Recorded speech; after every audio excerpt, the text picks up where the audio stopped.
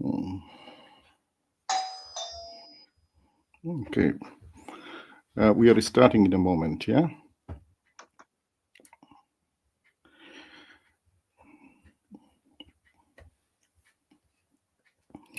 Hello, everyone. Welcome to Creativity Cafe, a place where ideas grow, where we reflect, and where we learn to look inside ourselves. It's an inner journey. I'm your host, Dr. S M Moin, a reader in storytelling and brand communications at Queen Mary University of London. And I'm very glad to welcome you all to today's Emotional Intelligence Masterclass. Today is our episode 4, Leading with Empathy and Humanity. But our today's topic is very, very fascinating. Mastering the inner game, self-management in action. So today we explore a different kind of battlefield. A battlefield, not the one outside us, but the one inside us. The world around us can feel loud, stressful, and demanding. But the real strength comes from learning how to stay calm, steady, and focused within. That's the hallmark of a true leader. Socrates once said, "The unexamined life is not worth living." Years later, Shakespeare put oil into the flame. All the world's a stage, and all men and women are mere players. So we need to understand our world, and we need to understand our role into this cosmic theater. If we cannot understand and guide our own thoughts and emotions, how can we guide our actions or lead others? Self management, emotional control, and inner balance are not just skills, they are essential for good leadership, resilience, and bright future with hopes and aspirations. Today, again, we are joined by Professor S M Arifuzzaman, a respected expert in emotional intelligence and people focused leadership with over 2 decades of experience in teaching and running corporate leadership training, and also nurturing the minds of future leaders. His insights will help us understand our inner world better. Professor, welcome back to Creativity Cafe.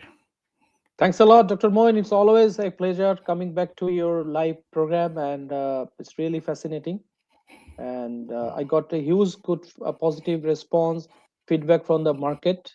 So, thanks to you for actually, hosting this kind of international standard quality program, and which is actually benefiting a larger audience in Bangladesh also. So, yeah, thank you very much. I'm really humbled by your statement. I can see your coffee today again, Professor Aifizaman, but I'm again sure that your ideas will energize our audience even more, helping them find calm, clarity, and confidence within themselves. So let us get into the business. My first question is about controlling versus managing emotions. Professor, let's begin with a distinction that confuses many of us. What is the real difference between controlling emotions and managing them? Why does it matter in real life? Well, it's a really intelligent question because some people they interchangeably try to use these two terms. So I'm really thankful for a wonderful question. Controlling means actually suppressing the emotion, and management means like I will not suppress the emotion. I will let the emotion to have in the surface, but I'll be asking the question that how can I express it in a better way or in the effective manner. For example, controlling means I say that, oh, I'll not feel angry. But management means I'll feel angry, but I'll ask the question, what's the expression of this? So control actually blocks the energy, and self management it channels the energy.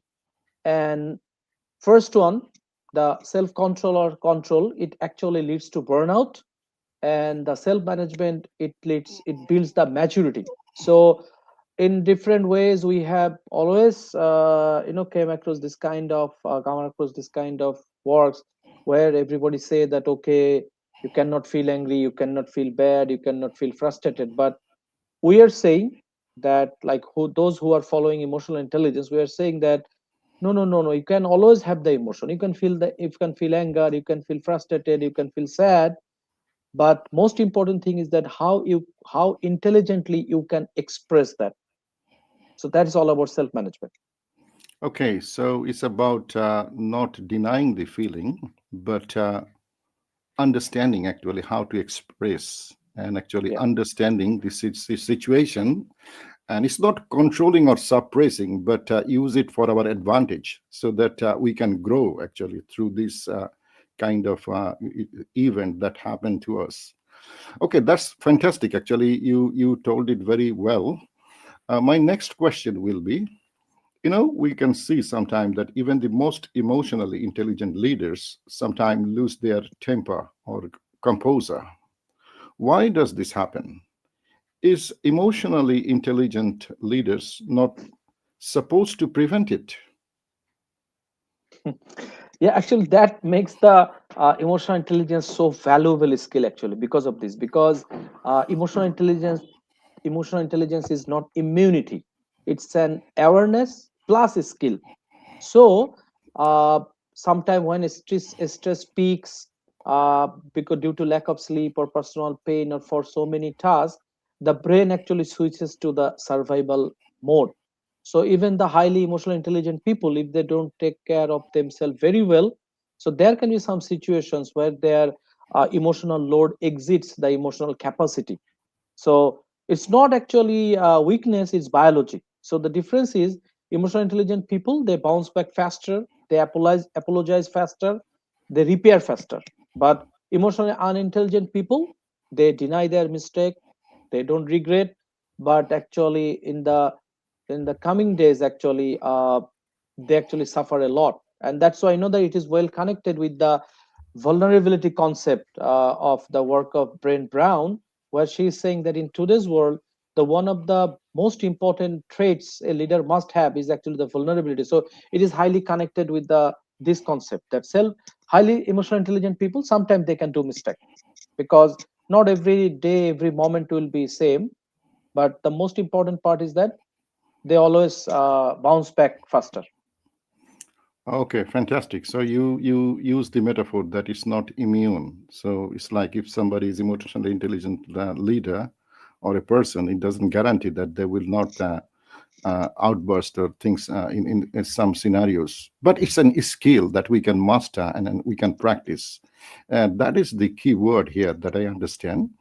But you also mentioned about biology. So that brings me to a body. How does our body respond under stress? And how does that psychological reaction influence our ability to manage emotions? Mm. Yeah, actually, so you know that when the stress hits, actually, so the cortisol actually shoots up, and heart rate goes up, and your breathing shortens. So during that time, the emotional brain becomes louder than the rational brain. So at that moment, the brain wants the protection, not the logic. Again, the same thing, it goes into the survival mode again. So brain has a tendency of always going back to the survival mode, not to the prefrontal cortex or the logical mode. So that's why some people actually, they sometimes say harsh things, and after that they regret. So during this type of moments, what happen actually, we say that the physiology, it hijacks the behavior. And regulation starts when we calm the body, because the mind follows. So the emotional intelligent people, they know actually when one has to be used to calm the other one. So this type of people, they have a great coherence between the mind and the body. So sometime when the mind is not in favor, so they use the body to bring back the mind into the favor. And when their body is not actually supporting, they use the mind. So that's a wonderful actually, the coherence, the highly emotionally intelligent people, they master it actually over the period of time.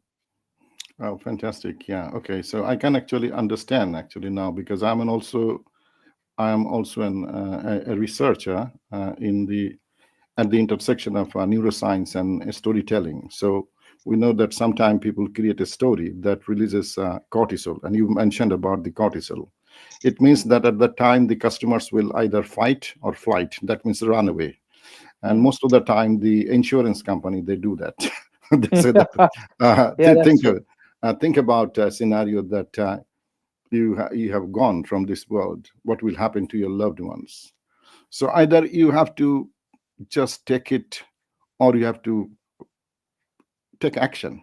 So now they are releasing cortisol. Is this scenario, they are not actually really aiming to release dopamine. So yeah, so that I understand that the way you explained, and really fascinating. So let me come to the next question that I have. It's about pause level reframe in practice. So the phrase sounds simple, but sometimes fascinating. So what does pause level reframe look like in a day-to-day practice of emotional intelligence? Can you please give an example and explain it in a simple way?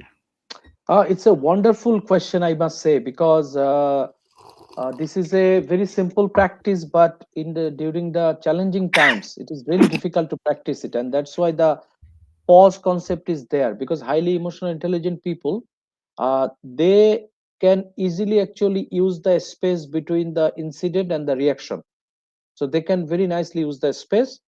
But those who are actually building their emotional intelligence, or building the muscle of emotional intelligence, more precisely the self management one, uh, they have to deliberately practice of uh, giving the pause actually. So what happened actually, when you breathe, then our emotional brain that has been hijacked at that time, so it can have a pause, and the brain will understand that okay, the information from the emotional brain, it goes to the prefrontal cortex of the rational brain. Then actually you don't do the mistake that you do. So pause, sometimes it is very difficult for us to give the pause, but if we can breathe, the brain will understand that well, this guy is actually breathing. The meaning is that I need to give a pause, and I need to actually take the information from the emotional brain to the prefrontal cortex actually. So we sometimes say that 1 second of pause can save your like lifetime regrets. So that's why it's very important. And I can give you a very simple example. For example, your boss actually send you a message that we need to talk. So if you don't take a breath, then you see that oh my god, why he is actually is in, why he or she is actually interested to talk with me. Is it something dangerous going to be happen? But if you give a pause, then you say that okay, this is an anxiety, I am anxious. But now you have the time, and you can reframe that well, maybe it's a feedback or clarification, not the danger. So now your panic turns into the curiosity. So this is where actually the pause works. It's very small but very powerful, because during this pause you can name your emotion. And we say that when you can name the emotion, the intense of our emotion goes down, so the emotion can no longer control you. Sometimes we say that you name the emotion to tame it. Name it to tame it. So this pause is actually really the super powerful technique. Okay, so that's very profound, because sometimes, when we use a storytelling, we said that, well, if it is a horror genre, so I mean, you can find the monster outside in the society. That's not very difficult, but the monster inside you is very difficult to fight that monster. So, and that monster will make you angry, make you feel sad, and it will do something that will be reasons for regret in the future, as you mentioned very well. Hmm. So, yeah, pause. So you said pause and name. So now you are naming the enemy, like I am angry. So yeah, that means you are identifying. So naming is very powerful, because when you said the word naming, and I'm really fascinated, because it's like identifying the enemy. So I'm Yeah, ready to actually manage that enemy, how to deal with that enemy. So that's very powerful, but you cannot do that without giving a pause. So yeah. that's really a very, very powerful technique that you have explained. Okay, let's come to turning anger or fear into productive energy. So we all know that anger, fear, and anxiety, these are intense emotion. How can a Hmm. leader or professional transform them into productive energy rather than destructive impulses? Yeah, I believe that this is one of the most valuable questions, and I think that this kind of question can actually help our audience to apply it in their real or day-to-day life, because you know that anger, fear, that is very universal, and all over the world, people always go through this kind of emotion. So now let's come back to the field of emotional intelligence. In our field, actually, we call anger as it's an unused passion. It's unused passion, and fear is actually unused caution. So Oh, this is the way actually we term them. And so a leader can shift anger into clear decision making, fighting for fairness, and communicating the boundaries. So anger, they should not suppress it. So I'm feeling angry, so maybe my boundary has been broken. So now I have to talk about that, and you have to take the clear decision making, and sometimes you need to fight for the fairness. So your anger, you're turning the anger into a productive thing. And now let's come back to the concept of the fear, which is actually unused caution. So you are feeling fearful, it is nothing bad with that, but now how you can use it? If you suppress it, then you cannot give a better performance. So but if you now work with the fear, so the fear can be converted into careful planning. So you're feeling fearful, then you do the careful planning. You are feeling fearful, now you anticipate the risk. Okay, what are the risks I can have? And then also you can use the fear to build smarter strategies. So emotion becomes fuel when directed with intention. Emotions are not the enemy. Directionless emotions are actually the enemy. yeah. So direction with intention and intelligence. Yeah, that's fascinating. Actually, I mean, we get a lot of common ground when I talk to you because I'm passionate about storytelling. You are passionate about emotional intelligence, but storytelling is also it's not just emotion, but is the logos that is the logic wrapped in emotion, and it is conveyed by a relatable character so that we can relate. So that's ethos, logos, and pathos. So in storytelling, we say sometimes that we tell many kinds of stories, but Mm, one of the most important and most powerful stories are the stories that we tell to ourselves. That sometimes can make us feel courageous or make us feel a victim. So, but if we can tell us the right story, that makes a huge difference. And Brian mm, Tracy used to say that stand in front of mirror and say, I'm beautiful, because that will give you confidence. And that's kind of a pep talk. So I'm coming to the role of self-talk. So our inner dialogue is always running. That voice inside our head that comments, that worries, that encouragements, and that criticizes, that is always try to control us. But this self-talk has a strong influence on how we feel and how we react to that situations. So the mm. question is, how does the inner voice shape our emotions, and can we actually train ourselves to manage that? Yeah, it's a fascinating question, I must say, because self-talk is a very important part of self-regulation, because it is, you have used the word nicely, just training. So it's all about training with your brain. Like this is the self-talk. So as we say that self-talk is the live narration of your emotional state. Unmanaged self-talk sounds like I am failing, they are judging me, I am not capable. But healthy self talks like, I'm learning, I can fix this, let me try a better approach. So, you know, there is a profound research that was carried out. I believe that it is done in the by one of the professor of Stanford Business School. Like she had showed us that uh, how you can actually turn your anxiousness into the excitement. See, it's all about the self-talk. So whenever you're anxious, you are actually trying to escape from this incident. But when you say, no, I'm excited, I'm going to give a better play, I'm going to give a better speech, I'm going to give a better performance, that's actually, that let you to train your brain that what you're going to do in the next in the future. So the voice you speak to yourself will become the emotional environment you live in. So your internal dialogue becomes your emotional climate, and that's why this is actually very new research where one lady, I have forgotten her name, she had given a beautiful talk in the TED talk, that she said that make stress your friend, don't escape from the stress. So that can be only done through self-talk. So we call it that self-talk can be two times. It's an unmanaged self-talk, and another is the healthy self-talk. And self-talk is, I think, one of the most important traits anybody can have, those who are trying to master the self-management. Fantastic. I have actually picked up a word actually that you have used, the phrase that self-talk shapes emotional climate. So, and that makes a big difference. So that's really fascinating. So let me come to habits, sleep, and emotional mastery.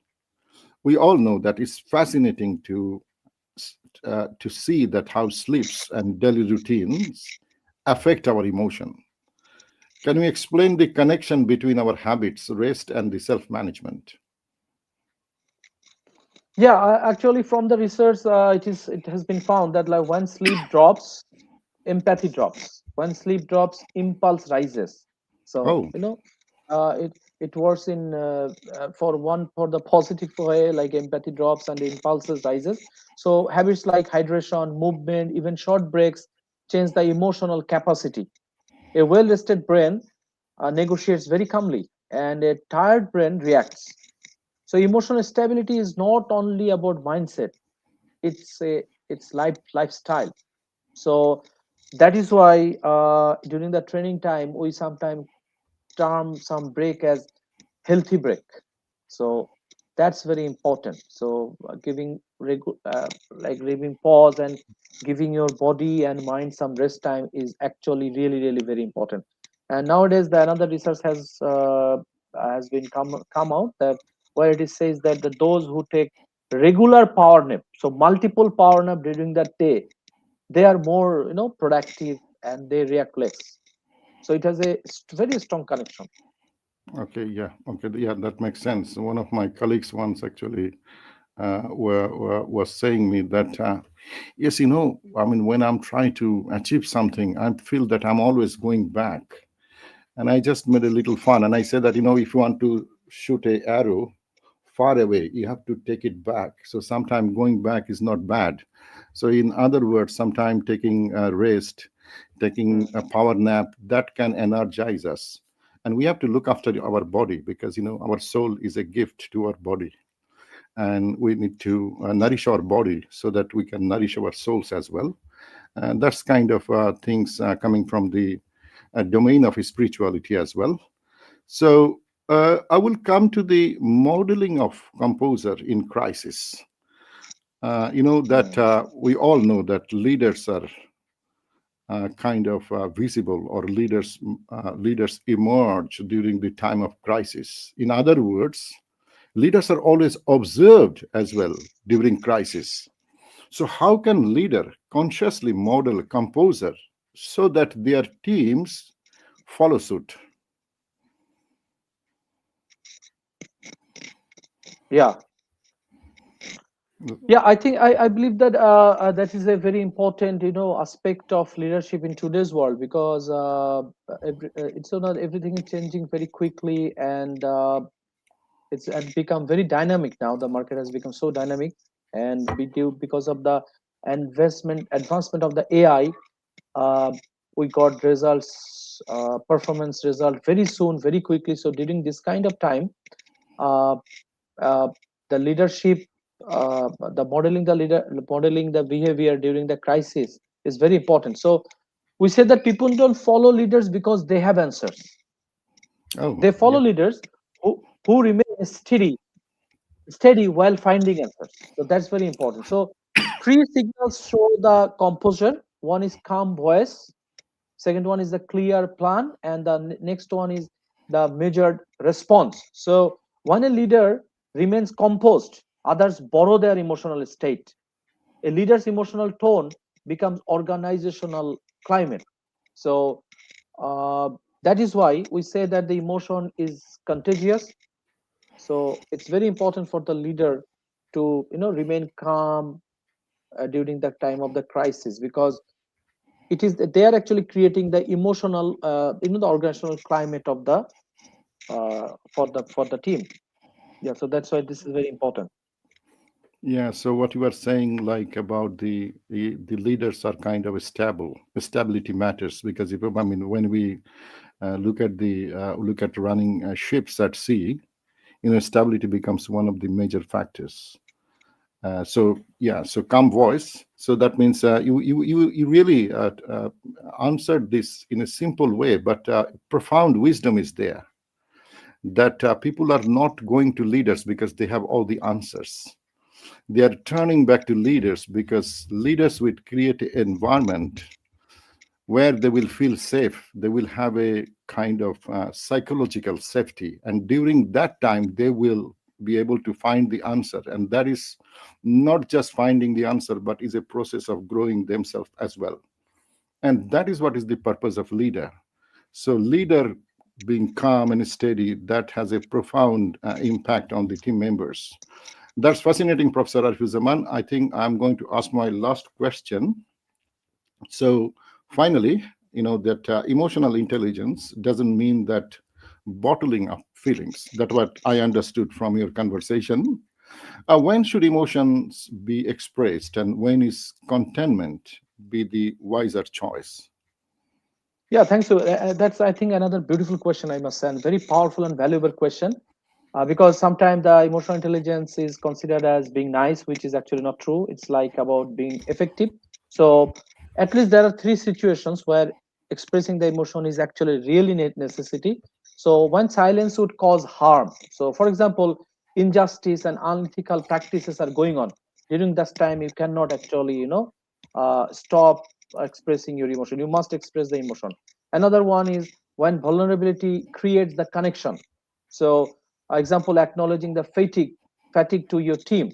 So that's time you must express it. And another one is when clarity requires emotion. So for example, communicating urgency or concern. So contentment is useful until expression becomes necessary. We say that emotion expressed at the right time is leadership, emotion expressed at the wrong time is reaction. Okay, okay, yeah, okay. That's fascinating. That's really fascinating. So, Professor, thank you for your time and for walking us through the inner game today. Your insights remind us that mastering oneself is not a destination, it's a practice, a rhythm, a dance between the awareness and action. To our audience, remember emotional regulation is not suppression, it's empowerment. Every pause, every level, every reframe brings us closer to resilience, clarity, and a brighter future.